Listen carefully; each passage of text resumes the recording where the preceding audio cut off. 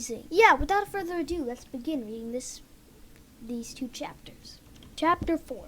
Sistine was in Rob's 6th grade homeroom class. Miss Somays made her stand up and introduce herself. "My name," she said in a gravely voice, "is Sistine Bailey." She stood in front of the room in a pink dress, and all the kids started working. "Philadelphia, Pennsylvania," Sistine said.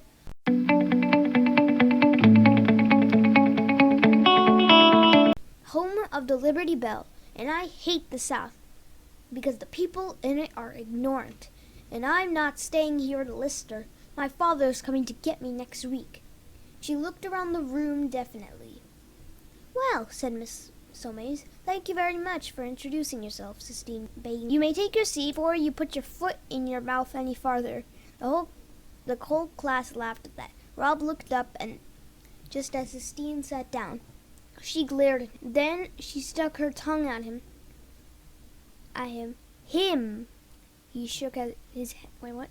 Him. He shook his head and went back to his drawing. He sketched out a tiger, but what he wanted to do was whittle it in wood. His mother had shown him how to whittle, how to take a piece of wood and make it come alive. She taught him when she was sick. He sat on the edge of the bed and watched her tiny white hands closely. "Don't jiggle that bed," his father said. "Your mom is in a lot of pain. "He ain't hurting me, Robert," his mother said. Don't get tired out with all that wood," his father said. "That's all right," his mother said. "I'm just teaching Rob some things I know." But she said she didn't have to teach him much. His mother told him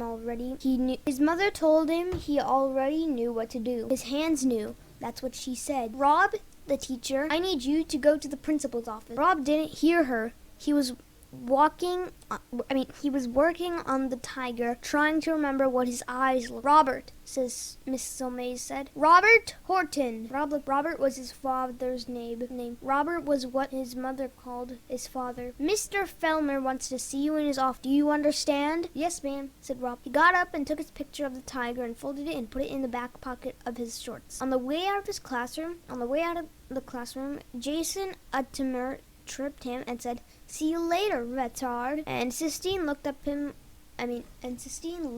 at him with her tiny black eye. She shot him a look of pure heart. Okay, chapter 5. The principal's office was small and dark and smelled like pipe tobacco. The secretary looked up at Rob when he walked in. "Go right on back," she said, nodding her big blonde head of hair. "He's waiting for you." "Rob," said Mr. Fellmer when Rob stepped into his office. "Yes, sir?" "Yes, sir," said Rob. "Have a seat," Mr. Fellmer said, waving his hand at the orange plastic chair in front of his desk. Rob sat. Mr. Fellmer cleared his throat. He patted the piece of hair that was combed over his bald head. He cleared his throat again. "Rob, we're a bit worried," he finally said. Rob nodded. This was how Mr. Fellmer began all his talks with Rob. He was always worried that Rob did not interact with the other students, worried that he did not communicate, worried that he wasn't doing well in any way. "It's about your legs." "Yes, your legs. Have you been putting that medicine on them?"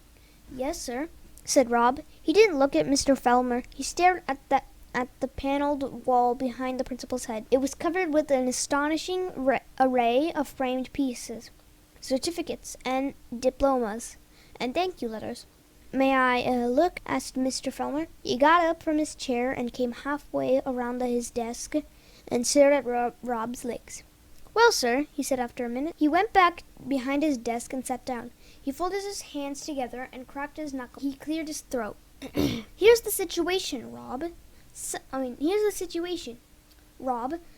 Some of the parents, I won't mention any names, are worried that what you got there might be contagious. Contagious meaning something that other students could possibly catch.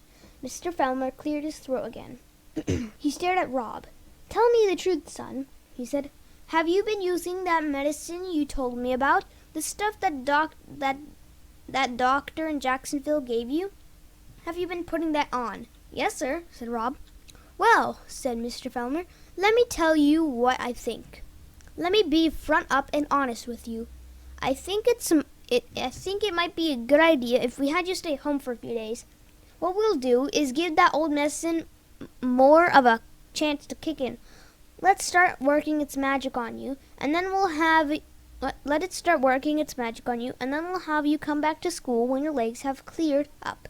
What do you think about this plan?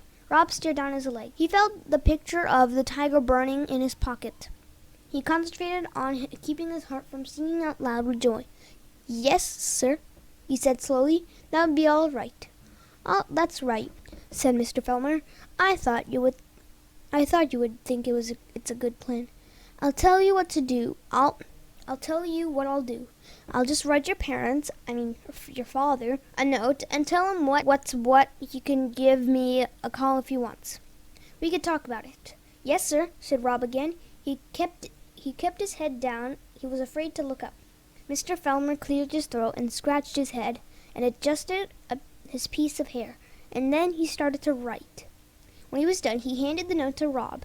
Rob took it, and when he was outside the principal's office, he folded the paper up carefully and put it in his back pocket with the drawing of the tiger, and then finally he smiled. He smiled because he knew something Mr. Fellmer did not know. He knew that his legs would never clear up. He was free.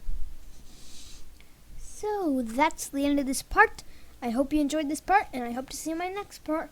Bye! Thank you for watching. If you liked this video, please subscribe to my channel, give a like, and hit the notification bell for more updates. And I will see you in my next video. Bye!